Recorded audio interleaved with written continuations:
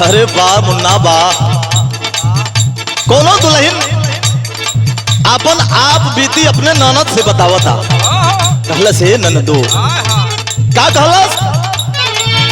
अरे उठा तो दर्द होता, बैठा तो दर्द हो,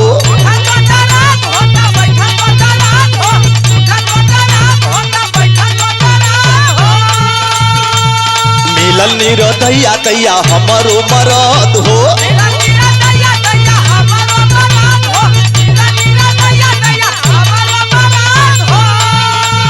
अरे उठा तो दर्द होता, बैठा तो दर्द हो, मिलल निरदैया दैया हमरो मरद हो। मुझकल बाटे कलैया रातो न दुनिया टूटल बा, मुझकल बाटे कलैया राते न दुनिया टूटल बा। ए ननदोयान दाना रेड़िया कहते लावा, कमरिया में दर्दिया उठल बा। ए ननदोयान दाना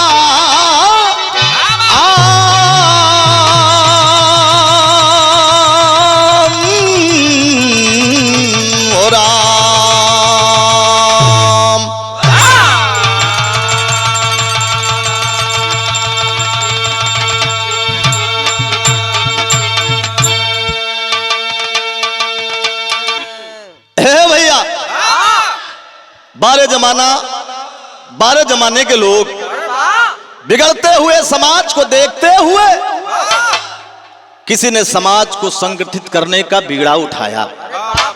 आइए भूमिका के अंदर भाव है बाबू।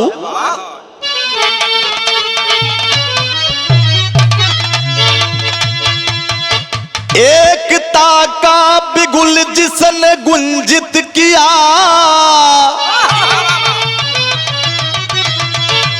संगठित करने का जिसने बीड़ा उठाया, एक होके रहे जिनका सपना यही, सब में अपनत्व का जिसने हसरत जगाया। ना झुके हैं कभी हम सितम से यहाँ, हौसला है फलक तक है उड़ करके जाना। एक धागे में सबको पिरोएंगे हम, कहता से फर्ड अशोक धनगर जी ने है खाना।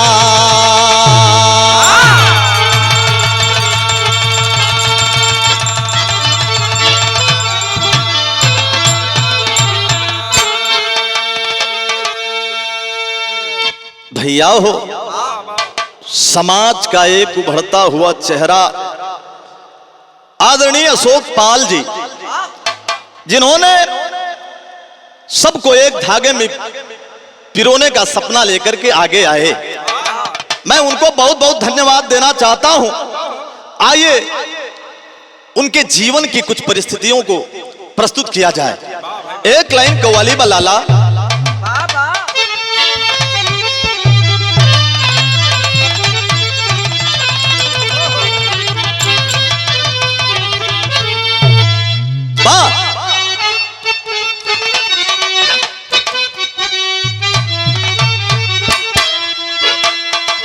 चांद कादरी साहब की इस कव्वाली को सुनकर के हमारे कवि जी आदरणीय राजेंद्र पाल कवि जी ने लिखा है क्या? अरे बहे खून मेरा, अरे बहे खून मेरा, अरे चमन के लिए, चमन के लिए,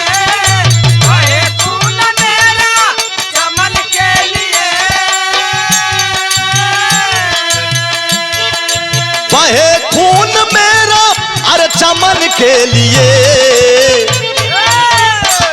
अरे मेरी जान जाए वतन के लिए, बोलो बोलो मेरी जान जाए वतन के लिए, जान जाए अरे वतन के लिए। जान जाए वतन के लिए। लेकिन कवि जी ने लिखा है, आदरणीय अशोक पाल जी का सपना क्या है?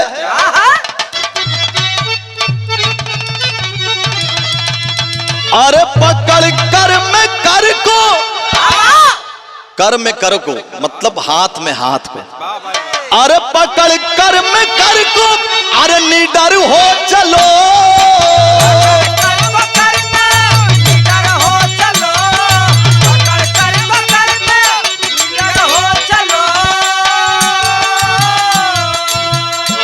अरे पकड़ कर मैं कर को निडर हो चलो,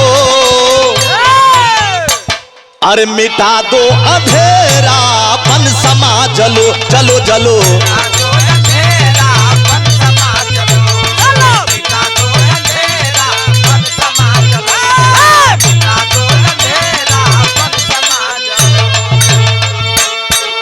मिटा दो तिमिर को समा बन जलो, मतलब अंधेरा को मिटा दो उजाला ला दो।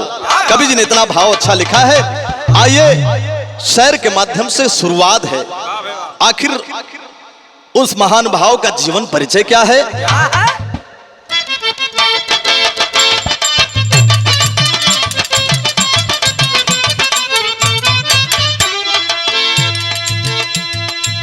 बिना जन जागृति जन चेतना शिथिल होला, बिना जन जागृति जन चेतना शिथिल होला, जगे जन भावना तो बर्फ भी बने सोला।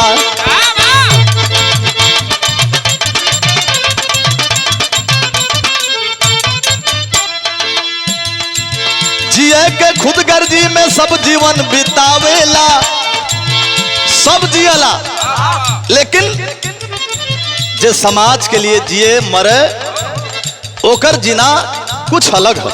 कवि जी ने लिखा है, जिए के खुद गर्जी में सब जीवन बितावेला, सामाजिक कार्य में वो अपने के खपावेला।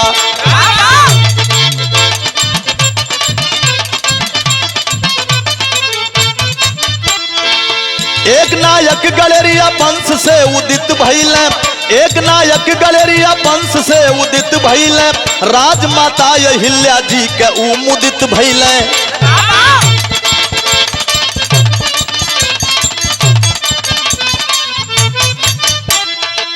बिहार भभुआ धड़हर गांव जाना माना है, से फर्द अशोक धनगर का वही ठिकाना है।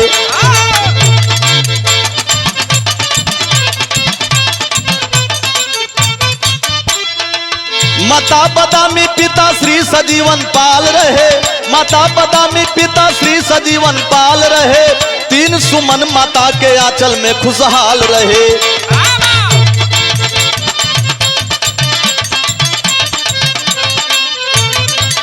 गरीबी सूल बन सितम डहाया करती थी, गरीबी सूल बन सितम डहाया करती थी, भूख की आग में अरमा जलाया करती थी।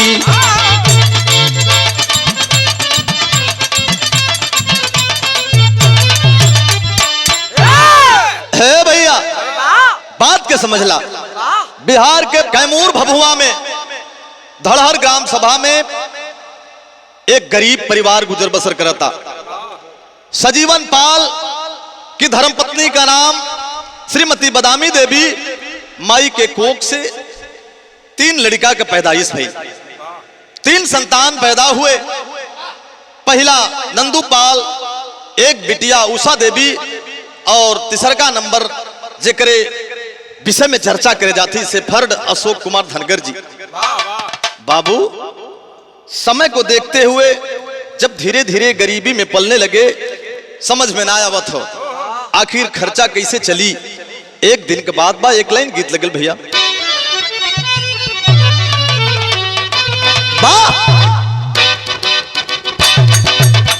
जिया करे जा जिया।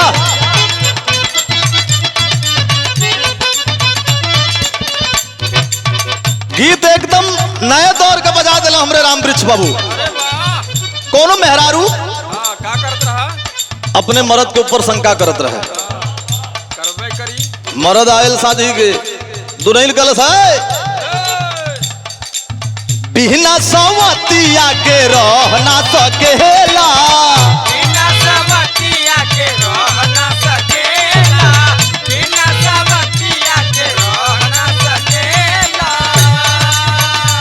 अरविंद भैया मेहरारू सब कुछ बर्दाश्त कर सके लेकिन काठे को सवत बर्दाश्त ना कर सके। मेहरारू कल से हमें कहीं ना कहीं से सुराग मिलल है बिना सवतिया के रह ना सकेला बिना सवतिया के रह ना सकेला बिना सवतिया के रह ना सकेला। हमरा के झूठो हूँ तू झांसा में रखेला हमारा के झूठा हूँ तू झांसा में रखेला हमारा के झूठा हूँ तू झांसा में रखेला। बिना सवतिया के रह ना सकेला हमरा के झूठो हूँ तू झांसा में रखेला। एक बेर दिल के सुकून कैदा एक बेर दिल के सुकून कैदा ए राजा जी एगो पून कैदा अपना ही हाथे हमार खून कैदा ए हो ए राजा जी एक खून कैदा अपना यहाँ से हमर खून कैदा ए राजा जी एक खून कैदा अपना यहाँ से हमर खून कैदा। लेकिन भाव कितना बढ़िया बे। एक दिन पूरा परिवार बैठल बा माई बदामी देवी बेटा अशोक पाल का हाव भाव देख के अपने सैया जी से को चर्चा कैलिन अपने पति देव यानी अशोक भैया के पिताजी से चर्चा कैलिन का सरिता स्नेह का लुटावेली मयरिया सरिता स्नेह का लुटावेली मयरिया सरिता स्नेह का लुटावेली मयरिया। शोक बिनिया शोक बिहस माई के आचारिया शोक बिना शोक बिहस माई के आचारिया शोक बिना शोक बिहस माई के आचारिया। ए, धड़कन माई के दिल के बना ले लालानवा चहक के अंगनवा जैसे अंबर बीचे चानवा धीरे धीरे ललना जवान भइले अरे धीरे धीरे ललना जवान भइले ए सैया पूरा अरमान भइले हमारा अशोक कुल का शान भइले ए हो ए सैया पूरा अरमान भइला हमर अशोक का शान भइला ए सैया पूरा अरमान भइला हमर अशोक का शान भइला। माई कलिन की सैया हमार अशोक पढ़े लिखे में बड़ा तेज तर्राक बा टैलेंट बा ऐसे इनके पढ़ाई पर विशेष ध्यान देवे के चाहिए। पढ़े लिखे लगलन शादी विवाह होए के समय आ गई सिर पे अशोक के साजल बा से हरवानो हो अशोक के साजल बासे हरवन हो उसपे अशोक के साजल बासे हरवन हो। अशोक के सिर पे सेहरा बनल बड़ा बढ़िया परिवार में शादी लगल दुल्हन का नाम का हो बनली कलावती जीवन कैसा हरवान हो कलावती जीवन का हरवन हो बनली कलावती जीवन का हरवन हो। जैसे हर दुख का निदान भइले जैसे हर दुख का निदान भइले ए सैया पूरा अरमान भइले हमारा अशोक कुल का शान भइले ए हो ए सैया पूरा अरमान भइला हमर अशोक का शान भइला ए सैया पूरा अरमान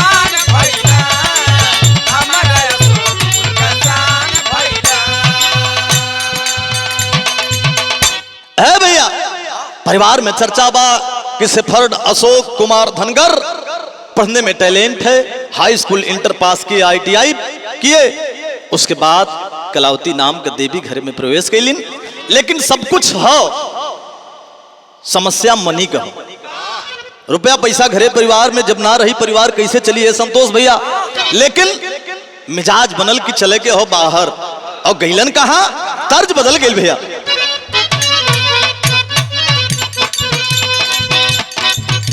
बड़ा पुरान तर्ज बा, लेकिन लहर आज एकदम ए जमाने में भी बा। भगवान कन्हैया द्वापर युग में नटिन का रूप बना के गोदना गोदे चलन है। जब चलन है, राधिका रानी के दरवाजे पर आकर के आवाज दिए। क्या आवाज दिए? गोदवाई लहो गोदनावा,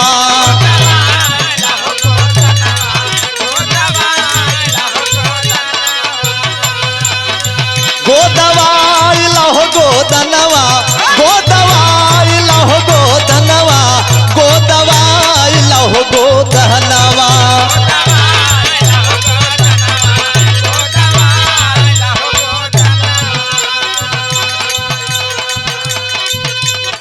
भावस्थल पे आप लोग ध्यान देंगे। कहां गए अशोक जी? कहां? गुजरात की हो नागरिया,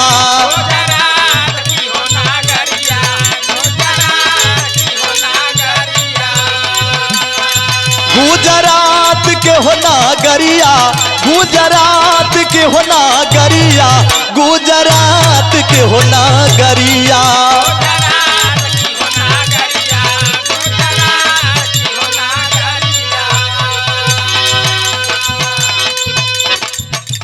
घर बार त्याग रोजगार के करनवा, मनवा ले सपना पार। हाय हाय,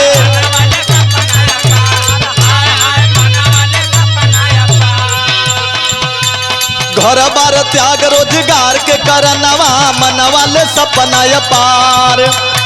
से फर गया सो धनगर बाका नौजवानवा, से फड़ा सो धनगर बाका नौजवानवा, बेटा बेटी साथ लेके नार हो नागरिया, गुजरात की हो नागरिया।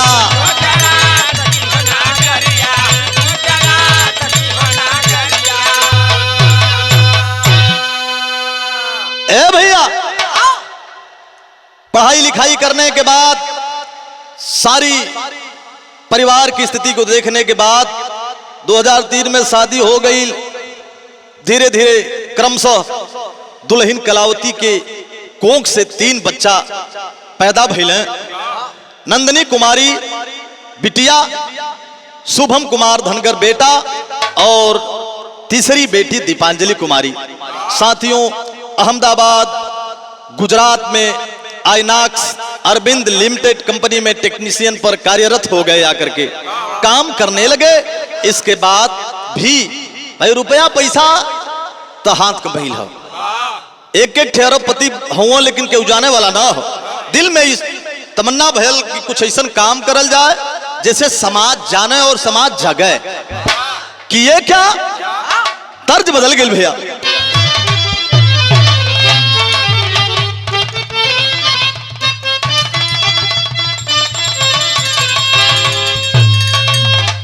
तर्ज हवा के तर नरियरवा के बोरी, यह हो लाचारी कि तर नरियरवा के बारी, अरे तर नरियरवा के बारी, ऊपर शाम के ना लगाई जाए।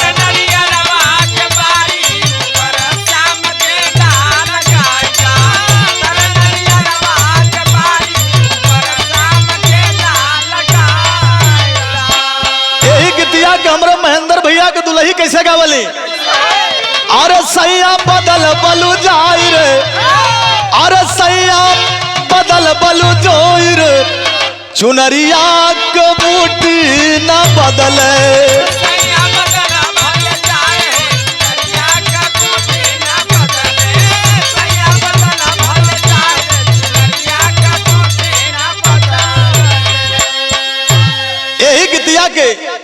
राम वृक्ष अपने सढ़ुआइन बदे गौले रहले। 12 राम वृक्ष खुटहा वाले मिर्जापुर के स्टार हारमोनियम मास्टर। अरे आइल बाटू मिर्जापुर में रानी, अरे आइल बाटू मिर्जापुर में रानी, निशानी लैला दिलवर जॉनी। ये तो हंसी मजाक के लिए रहा, लेकिन भाव कितना बढ़िया हो।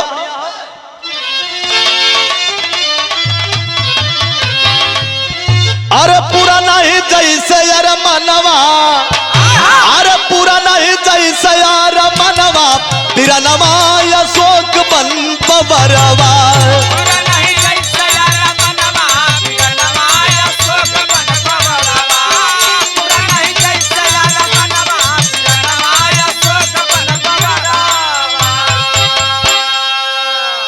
अरमान वेतन रुपया से नहीं पूरा होता, नौकरी से पूरत नहीं जीवन के सब आशा, मानव सेवा कना पूरा लया भिलासा।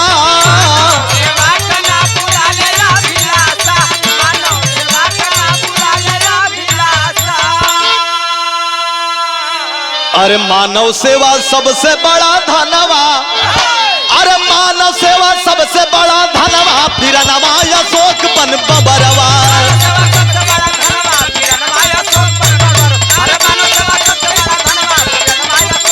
अरे दिया है भैया, मानव सेवा का तमन्ना लेकर के एक आवाज दिए। क्या आवाज दिए? जो गैर के दुख में आंसू बहाते उन्हीं को नमन यारों करता जमाना, संघर्ष में हो सना जिसका जीवन सीखा वही दुख पे मरहम लगाना। गठन एसटीएफ का किए धामुपाल बाबू, तब अशोकपाल को सहपाठी बनाए हैं। तुम गड़रिया वंश का सामाजिक उत्थान करो संग मेरे, सामाजिक समरसता उनको समझाए हैं। है भैया, आखिरकार समाज सेवा की तमन्ना लिए हैं, उनकी मुलाकात हो गई शेफर्ड टाइगर फोर्स इंडिया के राष्ट्रीय अध्यक्ष शेफर्ड धामुपाल जी से, और उनके साथ कदम में कदम मिलाकर चलने का वादा किए, सामाजिक उत्थान करने का वादा किए। चलिए हम पहले अपने गड़रिया वंश को एक सूत्र में बांधने का प्रयास करते हैं।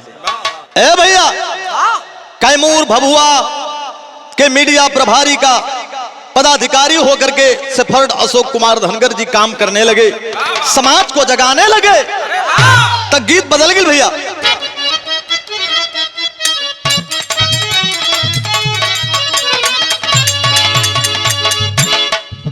कोनो दुल्हन कटनी कैले के बाद भी घरे के काम में बड़ा इंटरेस्ट लेता।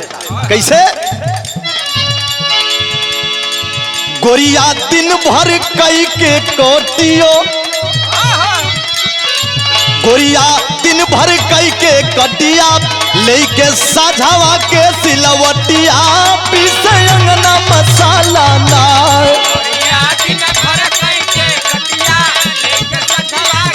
ओहो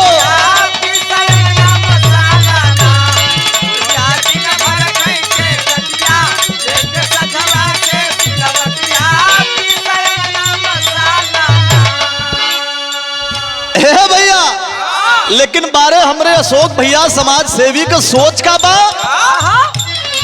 कई के आपन अटल इरादो, कई के आपन अटल इरादा, रख के सेवा भाव के माता वादा कैल बिरनवाना।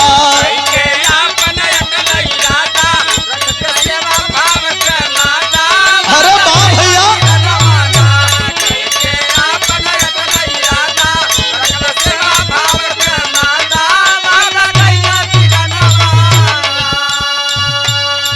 मेहनत से लगन से किए क्या?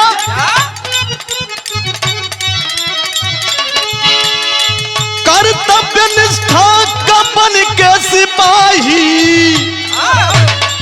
दिल में भर के उछाही ना, दिल में भर के उछाही ना, कैला अशोक धनगर आयला नवाब, कैला अशोक धनगर आयला नवाब, वादा कैला बीरा नवाना। अरे जिया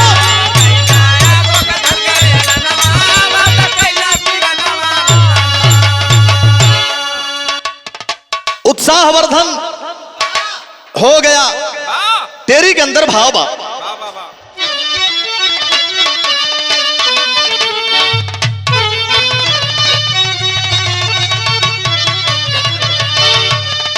अरे मोरे राम धारा से जी किनारा पा गयल, अरे चमकी पाल वंश का क्षितिज पे एक दिन तारा, अरे हो तारा, अरे हो तारा। चमकी पाल वंश के क्षितिज पे एक दिन तारा, धारा से जे किनारा पा गयल। चौक के अंदर कहना बा मुन्ना,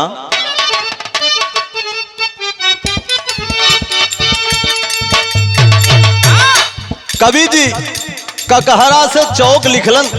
पढ़े लिखे लोग विद्वान थोड़ा सा ध्यान देंगे कवि जी की लेखनी को। कर संकल्प से भर गया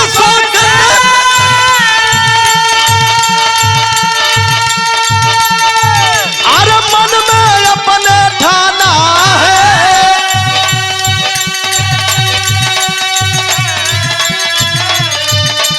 खेवनहार बन दुखिया का,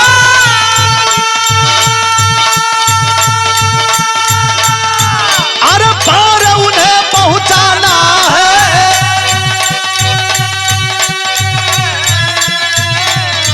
अरे गरल न बनने दूंगा जीवन,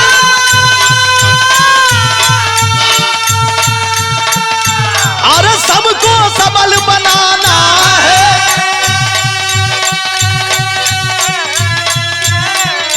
अरे घर अगर विपत्ति उन पे, घर अगर विपत्ति उनको हमको आगे आना है।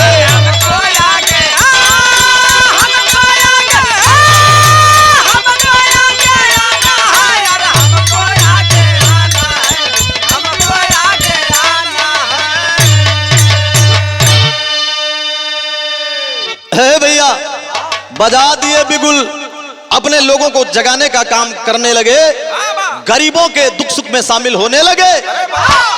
पहपट के अंदर भाव बा बाबू, अरे बिगुल एकता, अरे बिगुल एकता का दिहल बजाई अशोक भाई, हम अपने स्वजाति के अब रहे जगाई अशोक भाई। हम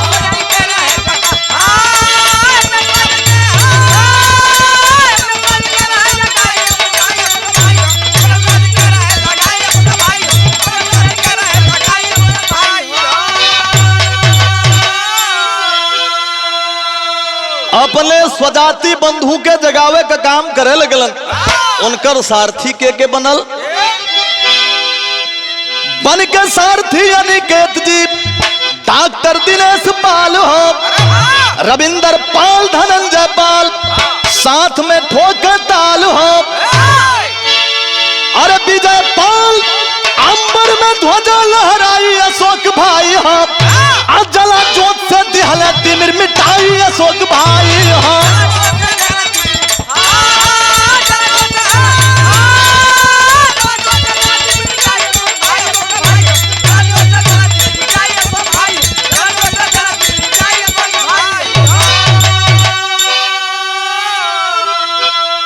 ए भैया साथ मिला, उत्साहवर्धन हुआ। आदरणीय अनिकेत जी, डॉक्टर दिनेश पाल जी, रविंदर पाल जी, धनंजय पाल जी, विजय पाल जी, आप सब लोगों ने इनका उत्साहवर्धन किया कि अशोक भैया आप आगे बढ़ो, हम आपके साथ हैं समाज सेवा के लिए। आल्हा के अंदर भाव बाबू, अरे कवनो समाज हो, अरे परवाज नहीं भारे भैया,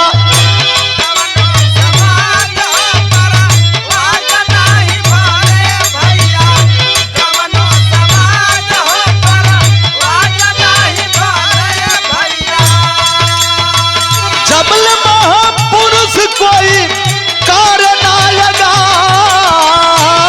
महापुरुष कोई कारण आएगा। एकता का तारतम्य जब ले नहीं बनी है भैया। एकता के तारतम्य जब ले नहीं बनी है भैया। एकता के तारतम्य जब ले नहीं बनी है भैया।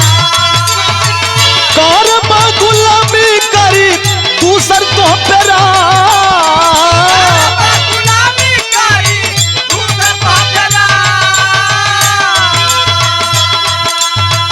एक सूत्रवा में बंध के पाल मोर बिरनवा आवा। एक सूत्रवा में बंध के पाल मोर बिरनवा आवा। एक सूत्रवा में बंध के पाल मोर बिरनवा आवा। आपन बनावा मजबूत हो समाज। आपन बनावा मजबूत हो समाज। अहिल्या बाई के होते खावल चला रहिया बाबू। अहिल्याबाई के होते खावल चल रहिया बाबू। अहिल्याबाई के होते खावल चल रहिया बाबू। सिरवा पे होई तब शोभा मानता। बाप होई तब शोभा मानता। ए भैया, तमाम लोगों का साथ मिला और मिलजुल कर समाज सेवा, एक अच्छी सोच, राजमाता अहिल्याबाई होलकर के कदम में चरण स्पर्श करके उनके बताए हुए रास्ते पर चलने लगे, समाज सेवा करने लगे। सदर अल्लाह के अंदर भाव भैया।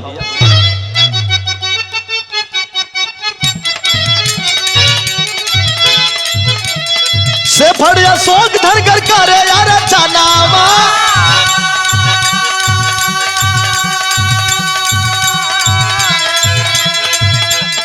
ए भैया एक होके रहा सबको दिए हैं आवाज।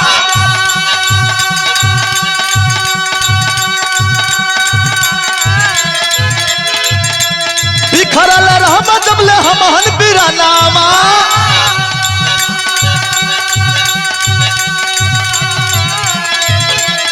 ए बाबू बिखरल रहम जब ले हमहन बिरानामा।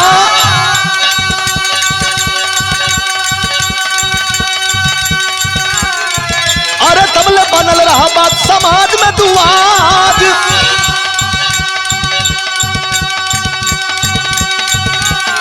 कहा आवा एक होके छुए चली आसमानवा। एक दूसरे पकड़ी खुद ही से नाच बोला।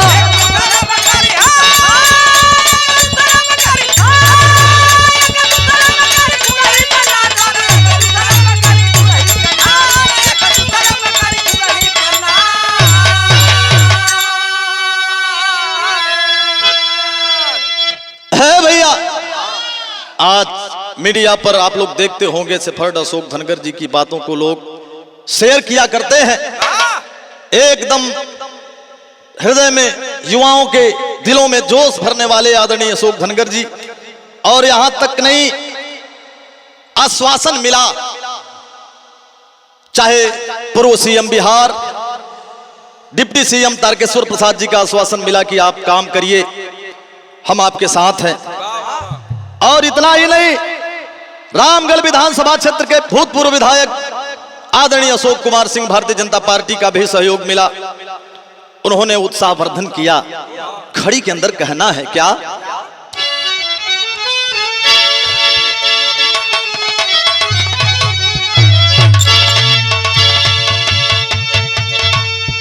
कहे दिल से दिल एक दूजे से मिलावा सबही। तो झंडा बंस गड़रिया वाला फहरावा सबही।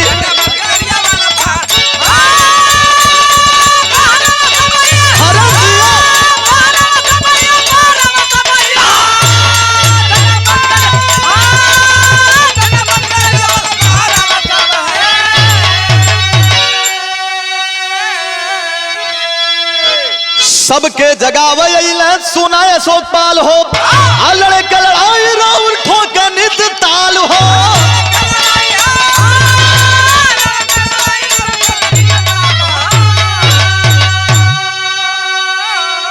कहे छतरी के नीचे मिल के आवाज बुई त झंडा बंस गड़रिया वाला फहरावा सब ही।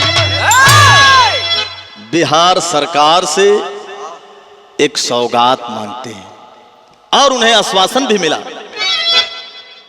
पूर्व मुख्यमंत्री और तमाम शीर्ष नेताओं से आश्वासन मिला कि अशोकपाल जी आप काम करिए। बिहार सरकार से एक मांगे ले सौगतिया अरे धड़हर में यही लगावा मुरतिया।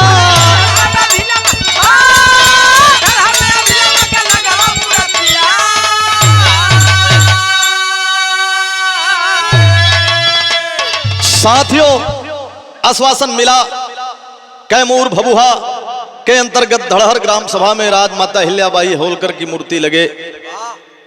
सब लोगों ने साथ दिया, हाथ उठाया गया। आखिर गांव में सहयोग के कैलस आदरणीय राम इकबाल सिंह, नचुक्कड़ तिवारी, वशिष्ठ लाल श्रीवास्तव, मनोज पाल, सत्येंद्र पाल, नगीना पाल, राजेश गुप्ता, राधे श्याम गुप्ता, अजीत सलमानी, ब्रह्मा राय जी। मैं समस्त ग्रामवासियों से, समस्त क्षेत्रवासियों से ये निवेदन करूंगा, अपील करूंगा, मैं लोकगीत बिरहा गायक कमलेश पाल एंड पार्टी, कि आप सब लोग भैया का दिल से साथ दें। राजमाता अहिल्याबाई की मूर्ति लगे और ग्राम सभा का चाहे चुनाव हो, चाहे जिला पंचायत सदस्य का चुनाव हो, इनका आप लोग साथ दें। हम इनके साथ हैं, आप लोग जैसे कहेंगे हम लोग तैयार हैं, क्योंकि उगते हुए सूरज को सब सलाम करते हैं। कहना है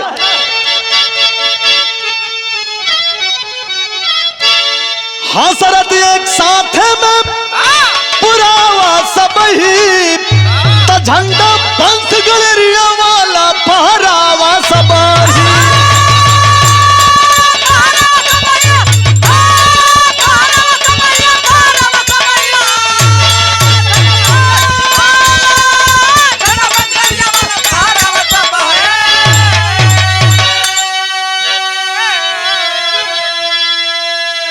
हसरत एक साथे में पुरावा सब ही झंडा बंस गड़रिया वाला फहरावा सब ही। है भैया यह रहल कहानी का सारांश। अंतिम में गुरु घराने का परिचय बा। गुरु मोहाल गुरु हरिवंश जी रमाकांत हरिधाम, गुरु विदेशी नवरसिया जय जय रघुवर श्री राम। अरे धारा से जे किनारा पा गयल, ए बाबू धारा से जे किनारा पा गयल, कमलेश राजेंद्र का सौरभ सदा सहारा। धारा से